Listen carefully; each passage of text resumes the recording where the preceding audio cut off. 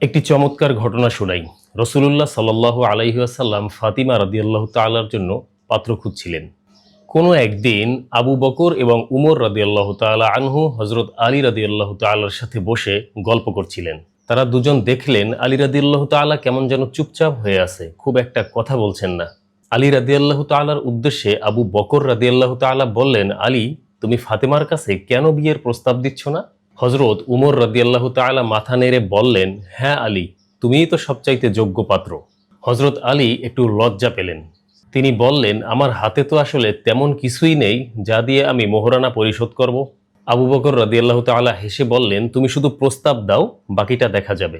হযরত আলী রাদিয়াল্লাহু তাআলা সাহস করে নবীজি সাল্লাল্লাহু আলাইহি ওয়াসাল্লামের কাছে গেলেন, কিন্তু তিনি চুপচাপ বসে থাকলেন। নবীজি সাল্লাল্লাহু আলাইহি ওয়াসাল্লাম তাকে জিজ্ঞাসা করেন, আলী, তুমি কি কিছু বলতে চাচ্ছ? তখন আলী রাদিয়াল্লাহু তাআলা খুব সংকোচে বললেন, আমি আপনার মেয়ে ফাতিমাকে বিয়ে করতে চাই।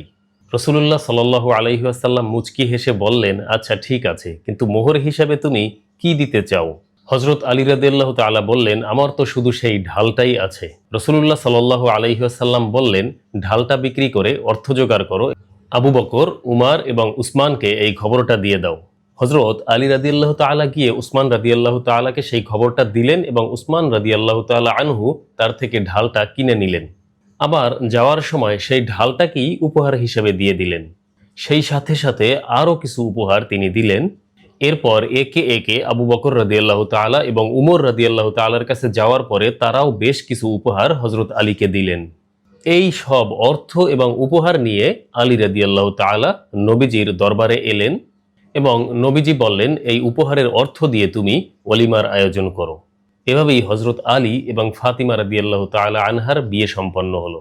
বুখারী শরীফের 5150 নম্বর হাদিস এটা।